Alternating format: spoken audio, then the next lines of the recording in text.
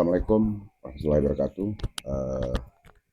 Sampai di penghujung mendekati sahur, ini mulai tadi malam kami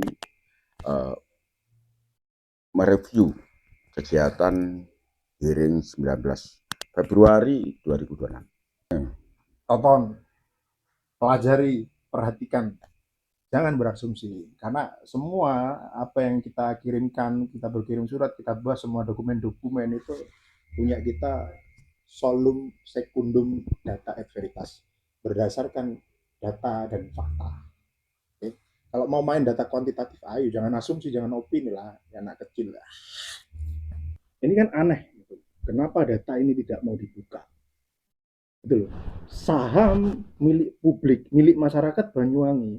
Justru DPR semakin membuat kita kesulitan untuk mencapai situ. Dan yang paling mengenaskan untuk 9 Februari 2026, ini undangan-undangan itu tidak diberikan. 19 Februari ini fakta, ini secara DPR tidak berjalan. Ada oknum pimpinan DPRD yang melarangnya. Saham ini waktu itu tahun 2020 itu nilainya yang dijual sekitar 333 miliar. Diskonnya 31 miliar. Gitu loh. Kenapa ini didiskon gitu loh? Padahal struktur pasar lagi bagus ini. Nah ya kok malah mencari alibi, seakan-akan itu penasaran apakah ini saham ada uangnya, ada apa saham bodong. Dan ini kan pemikiran yang nggak logis, membuat kita ini masyarakat ini merasa tertipu. Makanya fasilitas sosial tidak terpenuhi. Contoh jalan-jalan protes masyarakat, jalan tidak dibangun dengan baik, kualitas barang, kualitas bahan yang dipakai ini sudah indikasi. Seharusnya APH selain melakukan penambalan, dia juga menghitung luasnya itu untuk dijadikan bahan investigasi kerugian. Tidak lanjut berkaitan dengan hearing 2025, 5 November itu sebenarnya kan hari ini dijawab kemarin itu. Nah, justru ini ada dugaan persekongkolan. Kenapa APH nggak datang? Kenapa bagian-bagian terpenting, yaitu ketua komisi, yang lain, atau lintas fraksi, pimpinan DPR hadir? Ingin tahu, Ramen? Ya, kenapa tuh? Undangannya yang ada 7 poin itu kepada Kapolres, Jaksaan, kepada BPKP, kepada Bahan Sekuritas. Belum lagi Pak Rofi, kita tahu di era pemerintahannya Bu Ibu, ya kan, ini yang kita namakan periode kelalaian pasif. Sisa saham yang nilainya sekarang waktu kita duduk ini sekitar 3,5 triliun, itu tidak dikelola. Waktu ya itu Allah, sampai portfolionya itu sampai bisa down.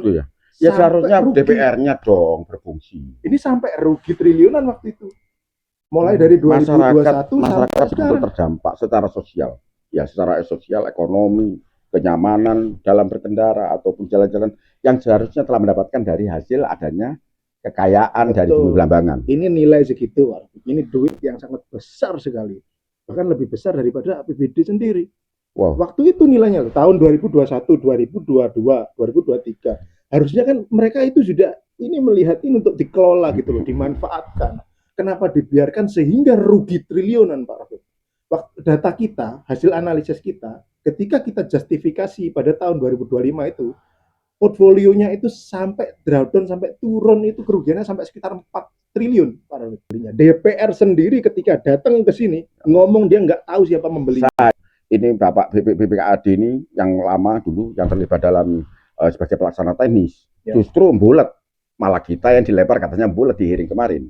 Nah ini ya apa? Dia sendiri aja jawabnya bulat, meminta kepada BPKAD ataupun pada PT Bahan Sekuritas untuk meminta siapa pembelinya untuk sebagai koreksi. Harusnya DPR minta data itu sebagai koreksi. DPR tahu itu loh. Tapi faktanya ketika kita komunikasi dengan mereka, kita datang dengan mereka, faktanya mereka mengatakan semua tidak tahu. Jangan-jangan DPR mendapatkan sesuatu.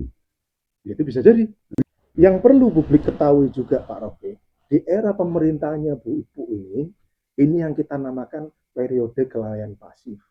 Karena masih ada sisa saham kita yang nilainya triliunan, tapi tidak diurus, dibiarin sampai rugi triliunan.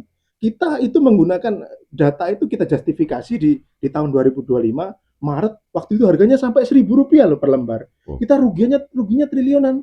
Itu triliun, sekitar 4 triliun kalau menggunakan justifikasi kita. Terbengkalai Silakan. begitu. Iya, silakan buktikan, sudah datanya ada. Kita bisa cek juga. Kenapa enggak, maksudnya gini, apakah peran DPR ini tidak berfungsi di saat ini? Apa namanya? Terus bagaimana dia mengambil sikap? Harusnya diawasi. Kalau ini dimanfaatkan Pak Rafiq, ini kita masyarakat nggak perlu ngeluh jalan lubang, nggak perlu ngeluh jalan rusak. Iya. Yang perlu diketahui masyarakat, semua pemirsa, yang perlu diketahui adalah tentang undangan kenapa yang hadir itu sedikit. Kenapa tuh? Tidak diberikan undangannya. Daftarnya ada. Saya punya daftarnya. Jadi undangan nggak diberikan? Nggak diberikan, itu atas perintah. Loh, kita tahu kan waktu itu yang diundang Bupati waktu itu Bapak Abdul. Tidak diberikan. Ada bahan sekuritas yang harusnya diberikan. Datang. Kalau Kejaksaan Negeri, Kejaksaan Negeri harusnya datang. Harusnya BPKP harusnya datang. Kapolres bilang nggak diundang. Kapolres. Jadi undang Kapolres. Ini pelecehan kepada institusi. Anda bisa pastikan itu. Pasti. Okay. Saya ini pasti atas dasar data dari kebenaran. Mas, saya heran ketika sampean bertanya kepada beberapa pertanyaan kepada Kepala BPKAD, justru jawabannya marah-marah itu. Saya yang tunjuk-tunjuk sama kita semuanya. Dan ini kok beda ya?